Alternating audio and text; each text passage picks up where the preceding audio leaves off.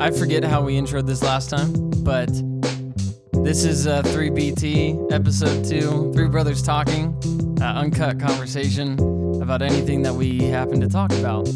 And I'm David. I'm the minimalist brother this week. I am Andrew. I'm the slightly irked brother host this week. That's weird. I'd like to hear more about that. I am Jeremy. I'm your hairy host. So true. So true. I think that plays right into Andrew's being irked, doesn't it? Well, that's actually part of the reason why I'm irked, because I'm sitting across the table staring at a rather unkempt, in my opinion, a hairy host. So wait, what do you mean by unkempt? Because from what I can tell, it feels very kempt. My hair is combed. Your beard is something fierce. It's man. fierce, doesn't mean unkempt. And it is extended off of the face to a degree that I would think is a little beyond. Yeah, it's his beard has been growing nice and. How long have you not? How many shaved? months are you on? Do you Yeah. think? I don't even know. I have It was no before. idea. It was before Micah. It was before was Micah, born. so it's at least a month, and I think it was before that. So it was well before that. So probably I want to say September. Have you measured So that makes it comparatively three-ish hair now. on We top of your head to hair of It's beard? probably fairly comparable at this point, but yeah. I mean, I still don't get the whole unkempt thing because I can use our amazing capabilities as the studio to look, and I think the definition of unkempt. Webster Dictionary According to- defines unkempt. Yeah, That's my I mean- least favorite thing in the world is if you ever give a speech. I know you're about to do that. I'm not trashing I'm you. not going to say who defines Here's it, what I'm though. saying. If you're ever giving a speech or any kind of anything in pastors when they're preaching a sermon and they think it's this really clever way to start their sermon that's like, today we're talking about patience. Webster Dictionary defines patience. It's like, okay. It's like a graduation speech. Top out. Yeah. We all knew how to do that. Yeah. Like we Well, I mean, okay, so let's look at what is this? It's an adjective. So there you go. That's grammar. And it says having an untidy or disheveled appearance. And under no stretch of the imagination do I Okay. appear I would say untidy. disheveled. I would not say I disheveled. described it. Okay, I would not use that adjective. It is clean. My threshold though is that I am seeing more hair than true face. Well, skin. that's That's my actually wife- kind of true. I So think you're the- somewhere around so 52% hair. there's a greater viewing of hair to skin of the face. That's probably true. So that's where my level gets to. But part of that is due to the fact that my wife hates when I let my facial hair grow out at all. Anti-beard? Yeah, Kaylee is She anti-beard? is anti-beard Oh. completely. Faith is So the that's opposite. where I tried it for I got away with it for about 2 weeks, and then You never she- even really she got totally, to beard. Yeah, and You're I- not even a beard and stage she in totally 2 cut me weeks. off, and that's where I'm. You might be that in- could lead to the irk as well. You might be in it's just awkward jealousy. mustache stage. But at the that other point. story, as far as my introduction goes, Okay. is that I was irked this week because obviously we're still getting down to the Christmas season here. Yeah. and At time of and recording, we're all in the that, Christmas yeah. season. So we are on the foot of Christmas here, Mm. and I just the other day had to first of all, I've had to basically replace Christmas lights 3 times at our house, where That's when you don't I replace them. strung up lights. I strung up lights. I purchased all the lights of a certain supply, and I did not know the difference between what is called pure white Mhm. and warm white. Very different. Because you can And- look outside for that in my. You went into the LED world now. Dude, they'll burn so your eyes LED out. lights, and I went with the icicle style because that's what my wife Oh. Kaylee wanted. Which Okay. Which you can only use LED outside. evidently stands for terrible lights. So we Service of the got them all sunlight. up there, and not only that did I have to replace them once to get the true pure white color Yeah. across the entire house. But then the icicle lights proceeded to go out in certain spots. It was really Just funny. randomly when I plugged them in, Yeah. and I drove. So- Andrew lives by me, and Yeah. I drove over to his house, and I knew he had put them up the day before, and I knew that he had put up totally new ones because the ones he put up before those were the wrong color. Yep. And so whenever I got there the next day, so there's 3 patches that were out. I was just you like, take them back? Andrew's So gonna love this. she just took them back today, got our money back, but now I'm putting my foot down that I'm not putting up lights again because it's been 3 times now, and we're still not even to Christmas. Yeah. So Whatever you got now, you have. it's just however it is, and we're gonna get through the season. And I was very frustrated. And I used to, like, you know how in the packs they give you the replacement bulbs Yeah. to try to figure out when it's a mistake or whatever. Yeah. I used every single one of the replacement bulbs at all the different spots that I could. Did not solve them going out in different points. And I don't understand the science of Christmas lights because we still have like the incandescent, the old fashioned bulbs or whatever, Yeah. which I prefer anyway because they look so much nicer.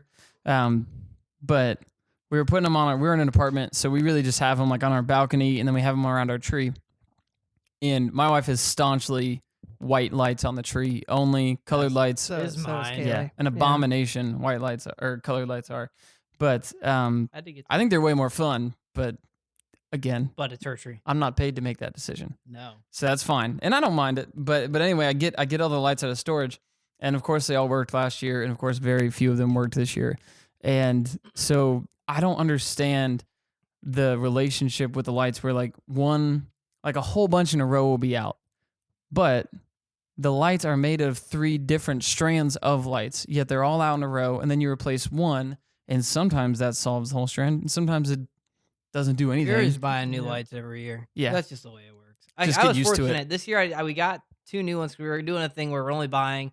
We go the day or 2 after Christmas, and we buy all the stuff for next year as far as wrapping paper and stuff goes, because Yeah. it's all on sale. So there's a tip. That's what you get from this podcast is Pro tips tip. Somebody to save Christmas money. saving tips Somebody with would Jeremy. make a fortune if they invented a light And- strand that notified you of the light issue.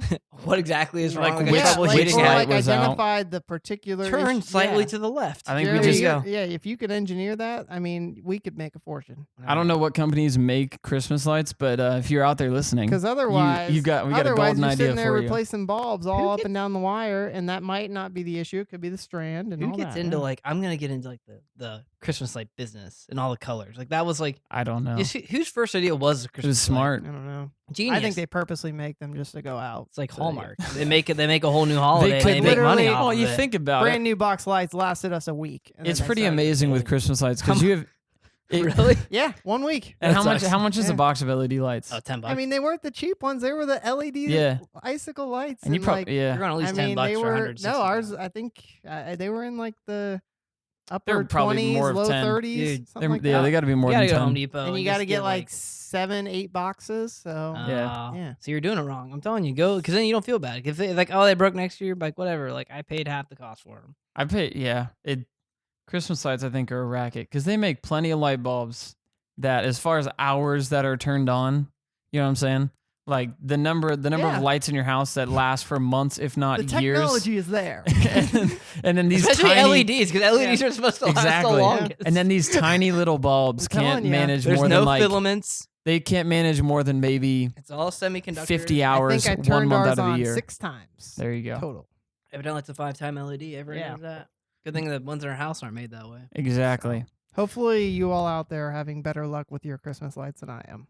That's true. I understand why Andrew is slightly irked today. Jeremy, of course, is hairy. I don't have a problem with the beard. I don't know when I'm. I think he's still. I might never shave again. I think Jeremy's still workshopping the beard a little bit. He's still figuring it out a little I'm bit. Still figuring it out. Because he's not. Here's the thing. Jeremy didn't just go long beard. He went long hair and long I beard. have never had long hair or a long beard, so we're Well, going all mountain. He's getting man. both right now. I would like to see you pull off the bun. We're gonna go with it. I think we're gonna go full Don't until do I it. can do it. No, until I can do a real ponytail. Not like the bun, but like a full ponytail. That's a long investment. We'll bro. see what happens. All right. See, I haven't had long hair ever. Like, 'cause I bought a bunch of clippers like when I was in college. I'm like, Yeah. oh, free haircuts. And now if it's like you could try it, I'm like, well, okay. You're married I now. think the friends of the pod would and I have can to see save that. money. That'd be then, like, there incredible. you go, right? Like, so That's haircuts right. aren't cheap, especially for guys. You get them like what every. I have to get mine just about every month. Yeah, But she always bugged me too long anyway. She's like, it's been too long. I'm like, whatever. I'm I too don't care. lazy. I am ironically too lazy to not cut my hair because I just like I want to keep it short enough that I don't have to worry about it ever, which is what I do. But I'm the minimalist kind of brother today What does because that mean? I'm not really a minimalist, and probably if you call yourself a minimalist, probably you're a little annoying. But just in my Wow. experience, yeah, all the minimalists. that irked yeah, I'm me gonna as tell exactly. that to the minimalist podcast. I'm sure. Yeah, we have a huge minimalist audience. I feel like at our houses, I'm sure they look minimalist. Exactly. But But anyway, like we are in an apartment and I'm starting a new job in like 3 weeks from now. So I've got time on my hands where I'm not even looking for a job. So what am I going to do? But I'm going to find every piece of trash that's like in our house, like things we haven't used for 2-3 years. And I just got rid of tons and tons and tons of crap the other day and it felt awesome. So that's just like right off the top. I don't think If that's you really got stuff to get minimalism. rid of, just get rid of it. I think Oh, it's that's not just, minimalism. I don't think it's the minimal. I think it's just like you're not a hoarder anymore, Yeah. David. I think you just like took out the trash. It wasn't hoarder. It was just like Funny, I'm a minimalist. I took out the trash today. Exactly. it was more of like Feeling I had very this accomplished. sound You equipment. know that stuff in the trash bag? Yeah, I took that out. So I had like a car radio that I had replaced with a nice car radio. Well, yeah, And then I kept the old one because I was like, if I sell it this breaks. car, In case I'm you gonna ever put want to the go old- back you to always the older do that, and technology. you never go Yeah. back to it. because it's like, yeah, if I ever sell this car, I'm gonna want to keep this nice stereo. And then you're like, well, probably not. I won't care at that point. I'll just have a car with a stereo. Who would ever voluntarily say, "Yeah, let's go back to the old model"? Exactly. Yes. Go back to the tape deck. I kind of wanted to be honest, because like I figured I could sell this nicer stereo that I bought, and I wanted to get, I wanted to buy some other like stuff, and I couldn't justify using like family money for it. So I was like, all right, I'll take the nice stereo out, put the old one back in, and sell the stereo. But then I thought about how much time that would take, and I just completely stopped that. So It's impressive. yeah, I'm proud of you for you know, taking out throwing the trash stuff away. this weekend. It was like that. There was these old speakers and stuff that, again, I was like, I'm going to use that one day. I think And we all then 2 or thought 3 years later, it's like, yeah, that. They've moved from like 4 houses. yeah, exactly. I moved them out of the parents' house into an apartment, into another apartment, and into a third apartment. And now it's time to get rid Just of them. wait till you have a house You know and what's you gonna- have like a crawl space that you can just throw stuff in and Just a never to be wasteland. seen Yeah. again. You know what's gonna happen is And then now you don't even know what's in there. now your speakers are gonna go out in the car, Mm-hmm. or the stereo is gonna be like, crap. Why did I throw that away? You need to buy a new one. The stereo is going to Just like break down. Andrew's LED lights. Same thing. That car, Full circle. if that car, the stereo breaks, I might just get rid of the car. It's like a Why are magnet. you selling If the car radio, If bro? they wouldn't Car have radio taken the broke. lights back, I would have burned them. Just like that'd have been effigy or something. that'd been real bad for the environment, Ange. Yeah. But They take Oh, your yeah, LED they are. lights and harm That the is environment. LEDs, yeah. that's pretty extreme. The irony. Yeah. So we're going to talk about not just Christmas lights and stuff. And this is what, real quick, this is what I love about the fact that we're that we don't care so much, because we just spent a long time talking about Christmas stuff, and there's no way that people are going to hear this episode before Christmas.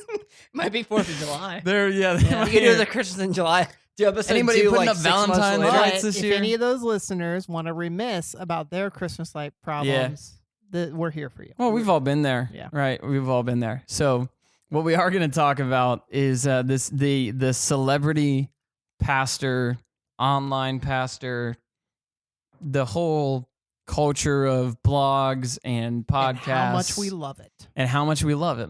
Well, because I have an on again, off again relationship with them, It's and complicated. a couple years back, like so many people that are my age, in the whole young, restless, reformed movement, like we just stumbled onto these preachers like R.C. Sproul and John Piper and David Platt and like the Matt Chandlers and stuff like that, Paul Washer, stuff like that. And you just like stumble onto them, and then you just get like hooked. Because Mhm. it's like this different kind of preaching, it's this different kind of books, it's this different kind of theology, and you just like jump into them because it's And you like a just wanna- new You world. just want to listen to like everything they have. Exactly, and so that's really like where it starts. And then over the years since then, I guess that's probably been 4 years ish, at least in my case. And since then, you just learn a lot more about life, and you learn how to balance things a little bit more. And that's what we're kind of talking about tonight. But I want to know this. What is the first celebrity pastor, particularly like in the Reformed kind of movement, that you remember reading, or like sermon that you heard, podcast that you heard? What's reform? I don't know what you mean by reform, David. It's what you are. Sorry. Oh, Yeah. gotcha. Thank We you. answered that Yeah. one. I for didn't you. know. Yeah. I'm glad. Yes. I'm glad I know now where I Yeah. where I Yeah. sit So since- theologically. So Jeremy, what was the first one? Well, I don't know. The first one I remember actually listening to, or I don't think listening to. I read his books because my grandpa had them. Mm. R.C. Sproul's commentary on John. That guy. I was probably like 10, and I enjoyed it. It was great. I still read. Did you say you were 10? I was like 10. I was at the lake, and I just like started Really? reading it. So Okay. I don't want to count that because 'Cause it I don't even didn't think really, R.C. like- Sproul like even now I don't consider R.C. Sproul in the same thing because he started like this whole thing. I thought you were going to different. say you don't consider him reformed. Oh I was no, like, And I that would c- be wrong. No, he is. he is very reformed. But no, I think the first one I think I kind of got into was you're sitting there thinking and you're hearing it.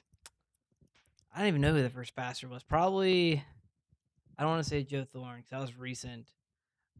He's not- It wasn't Mark Driscoll. Joe's not cool I enough never for get into that Mark anyway. Driscoll at all. Like I never got into. I it. never had a Mark Driscoll. No, Like me I neither. wasn't.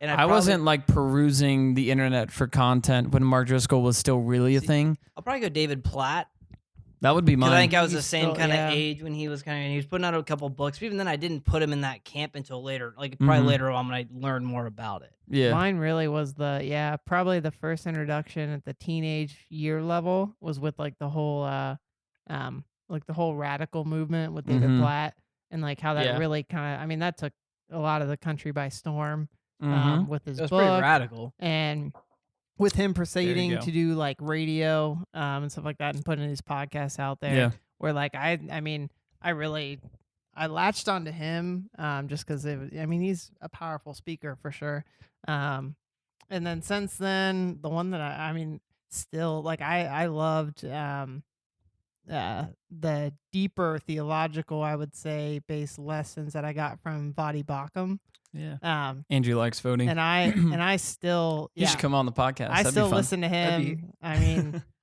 shameless plug for Formal like invitation. what is it, sermon audio. I still Mhm. listen to him all I can, just to balance out my weeks and stuff like that with what I'm getting locally and Mhm. and a lot from him too. And I think my first real exposure it was like David Platt. 'Cause I think a long time ago, a random Sunday morning at church, they played a David Platt video for like the entirety of the sermon. Do you guys remember that? I distinctly remember that. It was life. I yeah. remember him using clips of like was- some I remember some radical and clips, stuff at different but- points, but Maybe I was younger, so I don't know how like perfectly I remember this, but I distinctly remember seeing some kind of clip with him talking about the power of Jesus' name and something like that. It was when he was still really young, and then He's old now. yeah, he's super old now. But still, with then I didn't even know who he was. I just knew like then that was a cool like something about that was cool. And then years later, I was in like a Barnes and Noble, and I had a gift card or something, and so I picked up Desiring God by John Piper, and that was like the first real like book that I read. And then probably later on, circling back around, it was listening to Piper and listening to Platt, I think and that's when I realized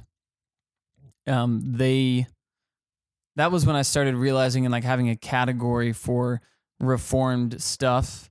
And then the first real, I don't even know, I mean, I'm not like talking smack about them, like the first like people that really call themselves reformed. I'm not even sure who the first, like Yeah. that might have been like Reformed Pubcast or Martin something like Luther that. probably was the Yeah. first one. Yeah. And then whenever I started listening more later on to like Joe Thorne and stuff, they actually use the word reformed and stuff, because Piper and I mean They don't like usually- Platt, they're not like yeah, they don't really label yeah, it.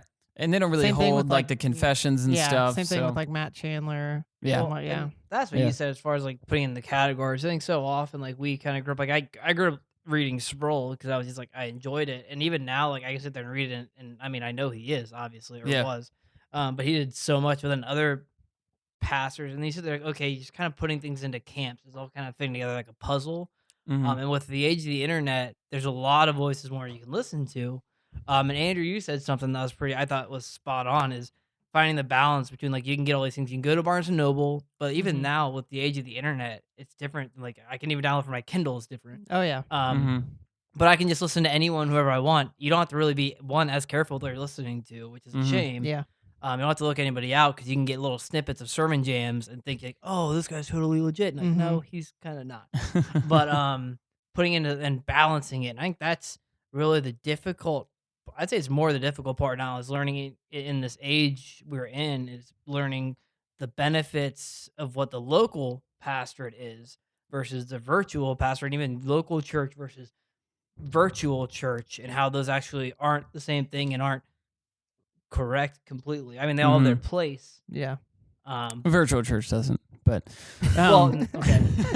So- If you're providentially hindered where you can't get out of the house, Yeah. But even at that, like, But you still you're be part of probably, community. even at that point, you're probably then looking like, you're probably then going to be watching or some kind of, you're listening to the sermons of the church you used to go to before you're still you were. connected. You're Yeah, actually if you're connected. if you're like homebound, it's probably like, well, I've been going to the church. That's like totally fine, understandable, not because then at Yes, least but the pastors know you and they know you're homebound and they still can take care of you, Right. as opposed to just Googling like, great church services and then just finding it on the web and it's you're in Ohio, some dude's in like Idaho or something preaching at you and they don't even know who you are and nobody then can know your name or take care of you or really encourage you personally in any way like that. But for people that, I mean, I would say too, it still does have a place for those that are maybe new. Either you are new into the faith overall, or into the actual getting into like a reformed faith. Oh yeah, As yeah. a supplement. And so, like, I Yeah. was like initially getting into because there are people that are grounded very firmly, and they're very. I mean, these are very talented speakers who can communicate things very effectively, and so like especially initially getting latched on and stuff, which is how kind of all of us got our start. Yeah. But like we're all saying here, like it doesn't just end there, where you can simply check off that you're good if you're connected, if you're listening in to these speakers and stuff that are out there. Yeah, you need to have like there's nothing wrong with a church podcasting its sermons. There's nothing wrong with a church having a podcast, sharing stuff on the internet. There's nothing wrong with listening to all that because I mean, one of the the handiest things in the world is to be able to know who some solid teachers are so that if you're in a pinch or something, you can kind of Google like this person's opinion on this and you can kind of see what they say about it, hopefully from a biblical perspective. But the danger, as with anything, is the danger is just whenever it becomes excessive. So If that's your only go-to. yeah, like I guess what I kind of realized was that really I realized this in the last year that there is a maturity and a wisdom and stuff that is not necessarily tied to the dynamic theologic specific kind of set. And I'm not saying that you can be mature without great theology because I think that those things go together. But the more that even in the last year, the more that I kind of saw this maturity from pastors in my own church and people in my life, I began to learn to value their maturity as a person.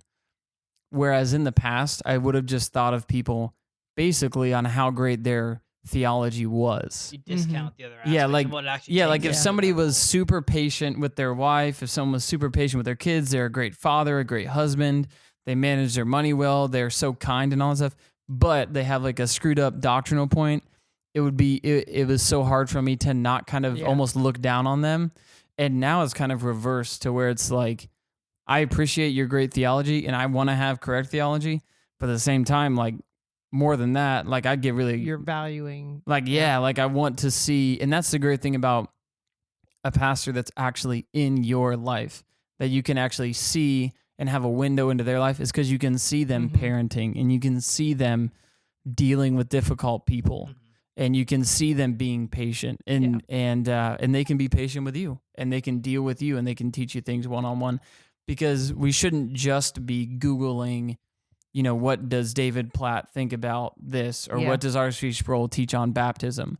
We should also be like texting our pastor or like calling them or hanging out or just asking them after a service, like, hey, what do you think about this? Like, I read this Bible passage, and it's easy to stop doing that if you get super into digital, I don't know, like digital pastoring. And it's a big trap too, because like there's just, I mean, you can, like, a lot of us fall into the trap of just wanting more and more theology and Mhm. just like as you continue to learn and stuff, and like you can obviously with the age of the internet, you can dive in as deep as you want to go and just keep going down the wormhole, as people say, Mhm. and just be honed in and trying to get doctrine and theology and all that lined up, and then not have any of the experiential side of that too as well. So that's what you're trying to, I think That's you're a, getting at that's a there. super Yeah. good point because the experiential side of your doctrine is so important. And whenever you're pretty much just learning everything from like the internet and videos that you're watching online Yeah. and stuff, And you're taking really good stuff from good Yeah. speakers, but yeah. it's super easy for those to really just become facts and for the theology that you're learning to become about the facts. And there's something about learning it in Bible studies with other people from an actual like pastor that's physically there. There's something about learning it in that way that I think safeguards you from just jumping into a merely intellectual pursuit of God. You yeah. have to experience. You have to understand it more rather than And just like platitude. enjoy it and enjoy the theology that you're learning and stuff like that. And learning it for real in real life, I would Yeah. say.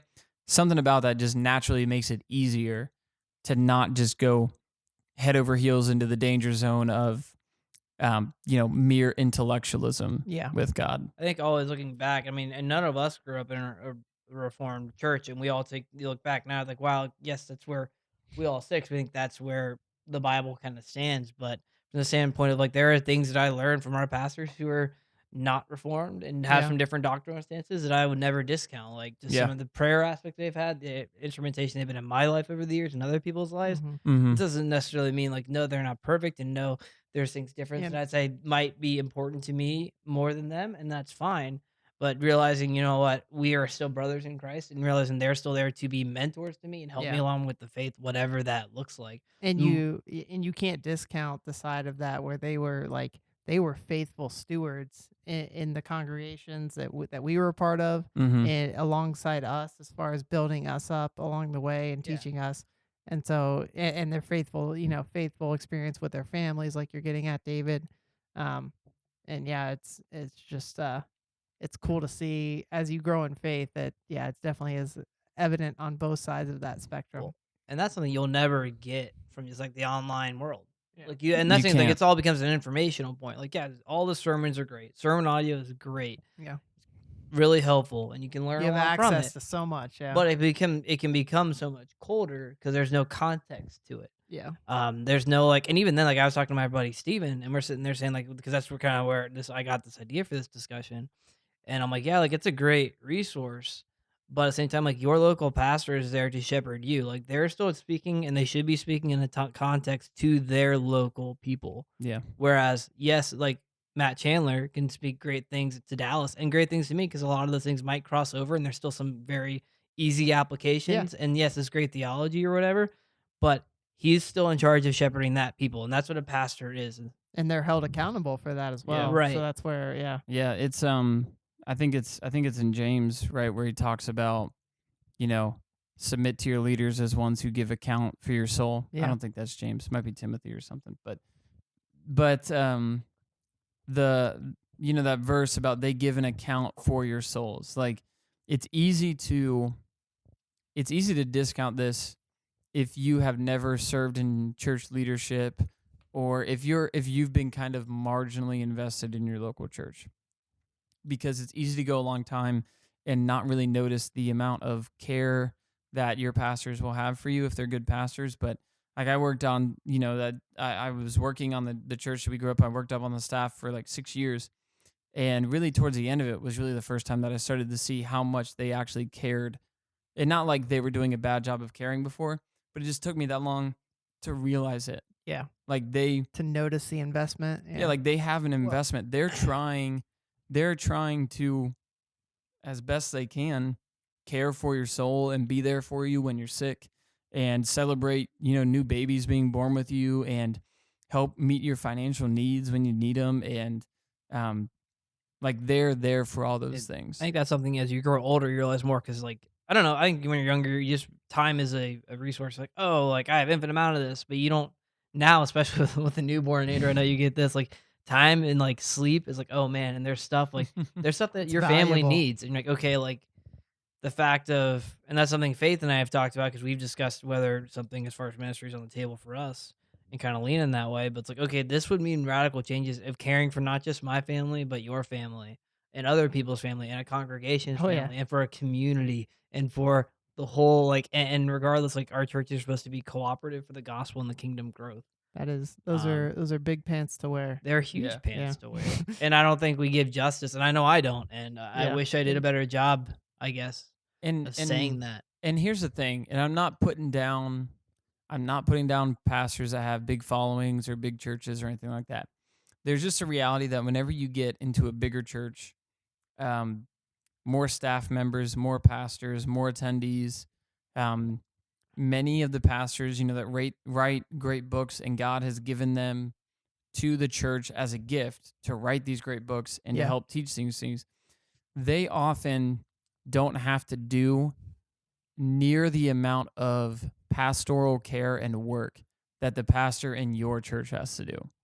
Like, the pastor in your church is probably, statistically, he's probably one of 2 or 3. And they probably are taking care of 200 to 300 people. Well, statistically, 150 to 300 people.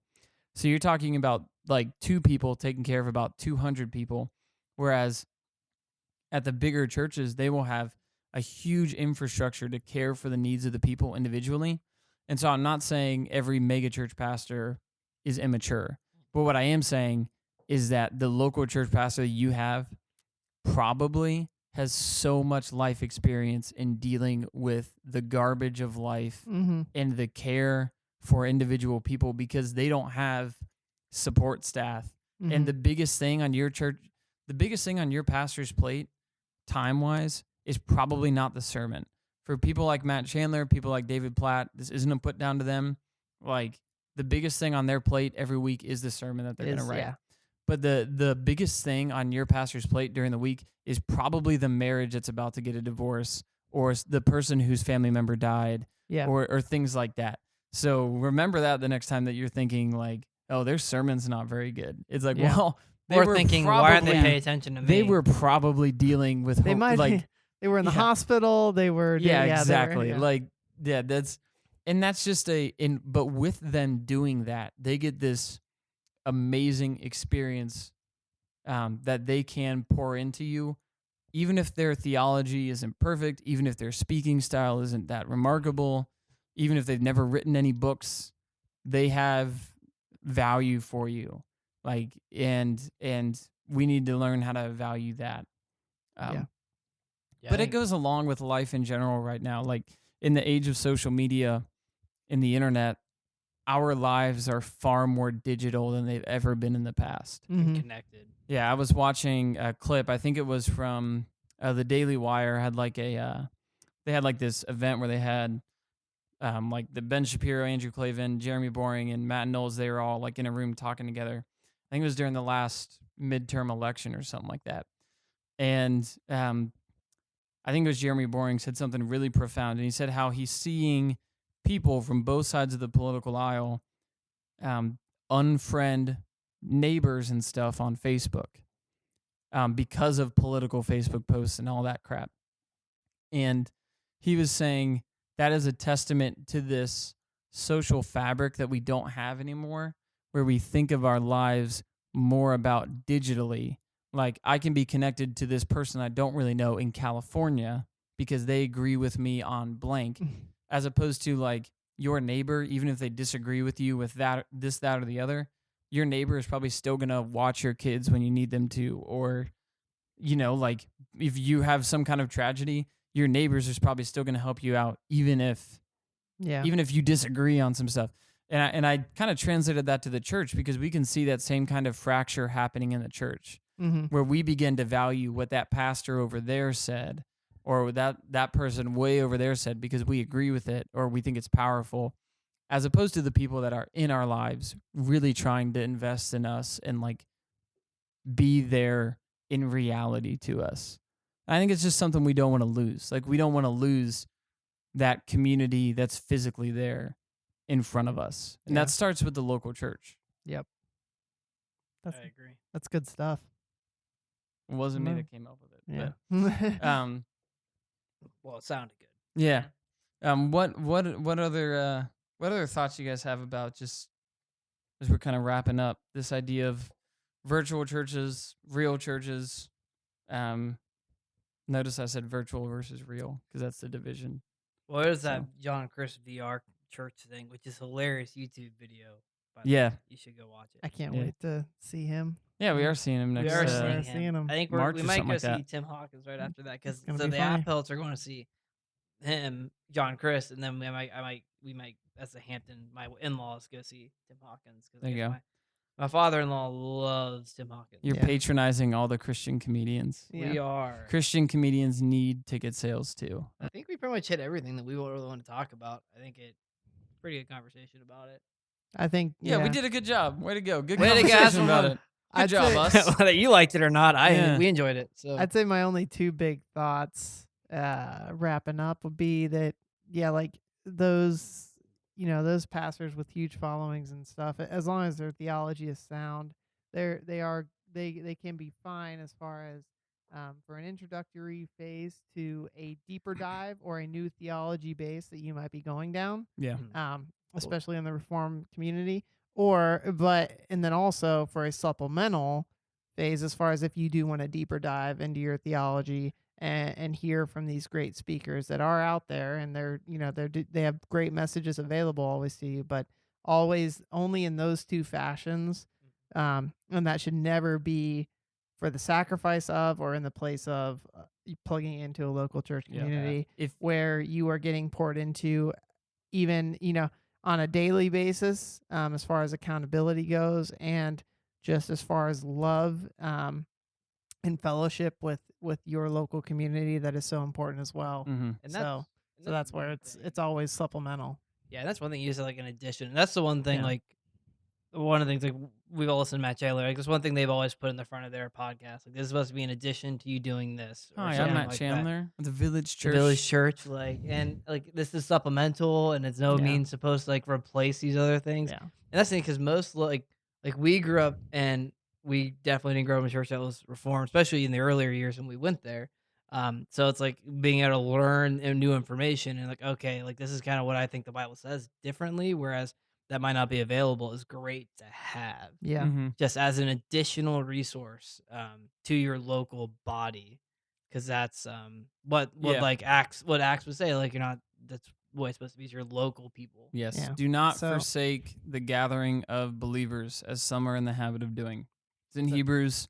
It's a command. Yep. You are supposed to be there on Sundays. You are supposed to value the gathering on Not Sundays. not on Facebook. So not to convict Yes. people, but if you're just watching your Sunday service on a screen, or you're listening once a week on a podcast or online, you're not really doing church. then you might not be actually doing church. You're missing out. Yeah. That's what you're doing. And missing I out. mean, like, yeah, there's the disobedience side of things, but you're doing yourself a disservice. Yeah.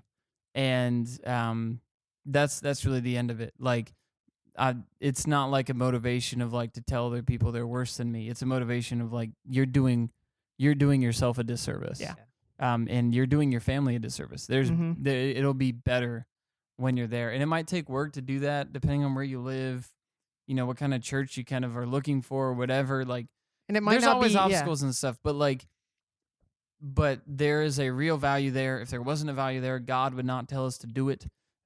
He tells us to do things that are actually valuable. And a part of that too is like it can be so easy to settle into that, and it might take some work to like actually seek these things out, which it's so easy and so comfortable to just like be like, oh, I can stay at home and watch from here. Mhm. But that's where Kids fussy. you might yeah, it might take an investment on your side, but that it is a command, and it is something that truly there is a deeper level to that Yeah. should be sought out. Yeah, So, that's not a legalism thing. That's more just Yeah. like the fact of, hey, like you said, Dave, doing a disservice to you and your family. And also, you're doing a disservice to other people because you are meant to pour into other people's lives as they're supposed to pour into yours. Yeah. We are all the body of Christ to be built up.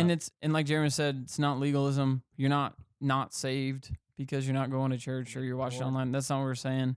But just like we would tell you, like, get adequate sleep, we would tell you go to church. Get adequate time with other Yeah, believers. it's in a that body. simple. Like it's Mhm. healthy for you. It's good for you. And even though your church will not be perfect, Yeah. that's the other There's thing. The other thing about the virtual church is that it's so easy to think of those churches that you're watching or the pastors that you're watching as though they are like perfect, Mm-hmm. because you only see them at their best. It's just like social media. Yeah. You know, study after study comes out and says that social media makes us depressed and it makes us think that we have worse lives because we see the only things we You see can from our only friends. put the best foot Yeah, like on forward, yeah. Instagram, you only see the great meals and the great events that your friends are going to. You don't Mhm. see that they're bored like you on like a Tuesday or whatever. Like that same kind of thing happens with a church where you only see this pastor at their best. So then you look at your pastor and you're like, he's not that great. He's a human. Yeah. Well, the guy you're watching is a human too. The person you're watching preach. And then you can is just- become disinterested. Yeah. Exactly. So there's always like every church in the world is imperfect, not perfect. Every church in the world is imperfect, even the one you're watching on whatever, or the one that you're just, so value it, enjoy it, and value that whenever you can read work from a celebrity, quote unquote celebrity pastor, or you can watch a sermon or whatever. That's not a bad thing. It just, like so many things, just don't let it inhibit the other good things in your life. Don't let it take over the other good things. And this coming from three guys who all listen to things, yeah, man. theological podcasts, or even I just don't- fun podcasts, sports podcasts, other things that are supplemental, because we learn things from them. Even That's like where yeah. how-to things. Like I don't we're- listen to any other sermons. I don't think. I don't think right I now. listen to very many anymore. 'Cause I think I got I kind do. of See- burned out. See, Yeah. I'm a little challenged for as far as the other two brothers. I'm not as great of a reader as these two fellows are, and so I do a lot as far as Work. I try to dive into, read or listening to books audibly, listening to sermons weekly, and then podcasts and stuff. So that's like shameless plug for like sermon audio. If you haven't downloaded It's real that, handy. it's got pretty much everybody you could think of out Yeah. there I have a question. available. Yeah. If you listen to an audiobook, do you say you read the book, or do you just say I listened to the book? Just curious, because I don't know. I have no idea how to answer that question. I don't really claim it as a Oh. as a read. I mean, but I'm still You know, could add it on your Goodreads, but Yeah. like, I would probably say I read the book, yeah, but like, that's really just because it's the easiest way to explain it. yeah, It's easier to easier explain. than clarifying. It's easier to explain I read this than like I listened to it. Yep. So that's. But I didn't know. What books have you listened to? Or have you just done sermons and stuff? I just started some just like parenting books type Oh, thing at this okay. point. Yeah, Are you a better There you go. parent because of it? You're already better. yeah, I think so. I mean, There you go. I Yeah. can't really tell because Lincoln can't like respond with like you know You're doing a great job. I 'cause he can't like refute earn you. points. Yeah, so but, far yeah. he's doing great. So far, you're think nailing it. I think the only ones I listen to really now are, because I just went through a phase where I wanted to listen to more things that were not so serious and That's stuff all the kinda time, Where I'm at. because I felt like I was too serious. And so Why I still so listen. serious? Just thinking about. Yeah. I still listen to a fair amount of like doctrine and devotion and stuff, and because they're not super serious. Or what else? Like, I listen to the Gut Check podcast. Ted and Zach are really cool. I like them. Yeah, big fan. Their books Happy are Rant's cool. probably Happy Rant's good. Yep, listen to them. But I think So mostly not serious. I listened to like one the other day on the Norse mythology because it was just kind of different and fun. getting into Norse mythology. Or Yeah, you know, I'm branching out. Yeah, You know, and then I also have the Institutes of Christian Religion because it was free, and I haven't listened to it because it's Oh. really long. I'm really excited to listen to. There's a podcast called Good Ones or Good One, and it's just a podcast from comedians and stuff. And I listened to season Do they have one. a YouTube too? It might be on YouTube. Yeah, I'm I not think sure. I've seen it. So it might be like I listened to season one of that, and they started bringing on a bunch of comedians that I didn't care about at all. So I stopped listening to it. But I saw they had Mike Birbiglia on it, so I Oh. really want to listen to his episode. I just got his he's book pretty too. funny. Yeah, I want to read that. Yeah. Cool story. But as we're wrapping up, what's the quick hit, the recommendation? week. Mine. I listened to this the other day. The Ever Passing Moment by MXPX, which was my Throwback. first CD ever, along with the Brack Show starring Brack from my parents on Christmas. Came out in 2000, and it still holds Those up. things are so woven together. I know there's a lot going on, but man, it's still a great album. Like I listened on the way to work. I'm like, it's still good listening. You gotta love some I listened to that early one not too long 2000 ago. punk rock. Jeremy and I have a weird thing where really with no explanation, we will randomly be listening to like the same old random album and not know it. and we won't know it. And I'll text Jeremy and say, hey, yesterday I listened to Classic. Ivory Line's Yeah. first album. And he'll be like, I listened to that yesterday. And it'll just be a weird moment. And it's happened. Maybe at we're in least- the car together. We don't Yeah. even know it. It doesn't even make sense. We don't talk about any of these. It just happens. And I don't know why it happens so It's really often. weird. But it's really weird. It's a phenomenon that happens all the time. Andrew, what you got? Andrew, what you got? I don't really have a recommendation. I would say just if you guys are preparing for holidays and all that, travel safely. And I would definitely recommend in the future if you can. I can't wait for the day till I can put my foot down and just have Christmas in my own house. So, and so I would just recommend that if you're able to celebrate with just your family and all that, and just Your local enjoy the family? season. This yeah. right here is the moment that all of Andrew's family stopped listening to the podcast. Yeah.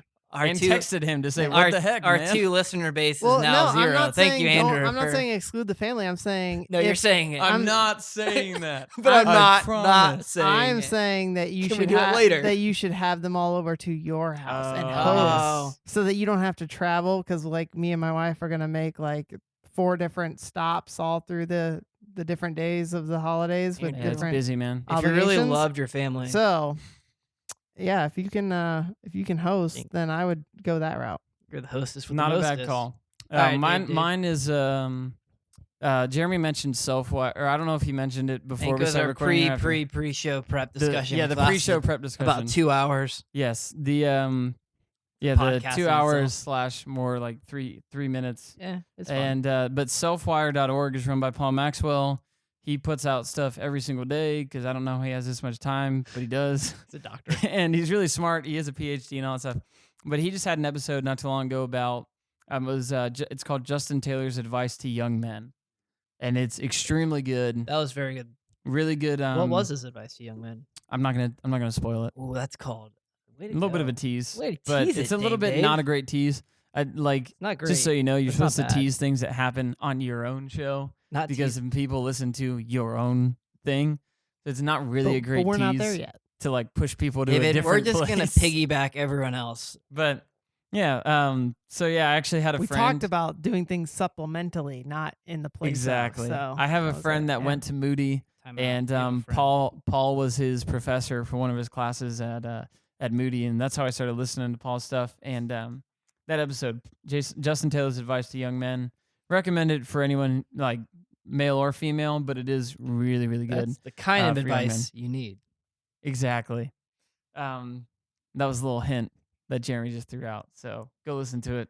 And with that, I think we did a good job. As Yeah. Jeremy said earlier, we did a great job. I think the content was fun. Only a little bit of self-congratulations at the end. I and would pat myself on the back. Always a good but I have too time. much hair. just like the beginning of this episode, I don't remember how we ended the last one. So That's we're going to end. and I will enjoy the family over the holidays. Andrew will enjoy the family over the holidays. Merry Christmas whenever you hear this. Whenever you hear this. So maybe it's for next year. Who knows? 2019, 2020. Who knows? Subscribe, tell people you liked it. If you didn't like it, that's fine. Share it. Then don't tell people you didn't like it because lying is bad. Or you can tell them anyway, whatever. And we'll talk to you guys next time.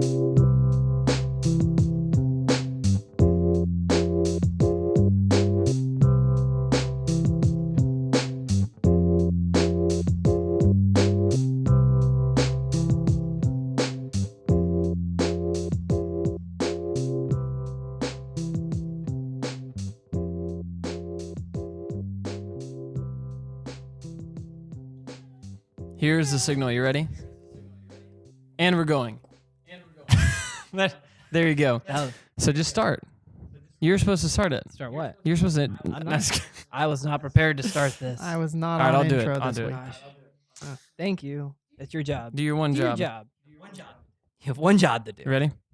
We good? All right. Yeah.